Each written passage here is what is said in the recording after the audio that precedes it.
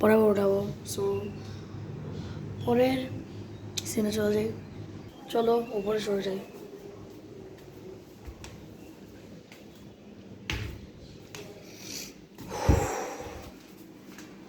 আজকে last blog হবে ঈদের পরে, কোথাও গেলে তোমাদের ছাদে চলে এসেছে।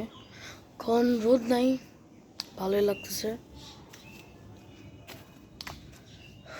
যে সিনটা দেখাই একটা জিনিস দেখাই, আমার ছাপড়ি বোন নিচে, ছাপড়ি 100% ছাপড়ি বোন নিচে।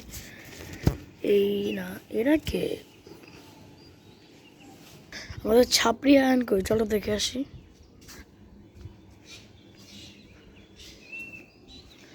সুন্দর সুন্দর গাছালি। চলো নিচে চলে, তোমাদের পার্কোর জিনিস দেখো, পার্কোর। সো গাইস আয়ন ঘুমাচ্ছে, তো আমরা নিচে চলে যাচ্ছি। দাঁড়াও, প্রথমে আমাদের টাকাটা সেফটি জায়গায় রেখে আসি। গাইজ আমার টাকা পড়ে গেছে, বুঝলাম না আর টাকা কই রাখলো, পা কি জানে, টাকা মনে বলেছিল। চলো যাই, লাল বুক কাঁপতেছে। টাকা টাকা টাকা ওই গাইজ স্পট করতে পারছো টাকাটা? ওই আমার তো পকেটে ছিল গাইজ। ও ওই যে বুঝছে, ওই যে হ্যাঁ বুক কেঁপে গেছিল একটুর জন্য। দেখেছেন কত টাকা? আমার কাছে একটু টাকা আছে। সো গাইস টাকাটা পড়ে গেছিলো পুরা 1250 টাকা। অনেক টাকা জমেছে, কিন্তু ভাবছিলাম একটু বেটার অ্যাচিভমেন্ট পাবো।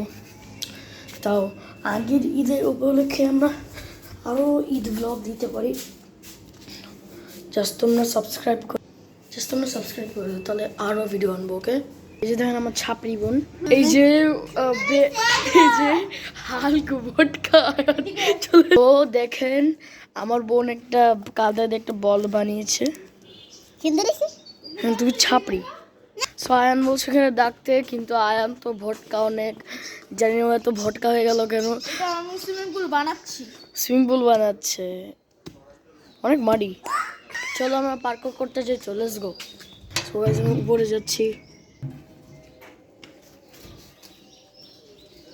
চাপড়ি গেল উপরে যাচ্ছি গাইস। চলো প্রথম উপরে যাই, উপরে চলে আসলাম, অনেক উপরে ছিল, চলে আসছি আবার নিচে আমি। চলো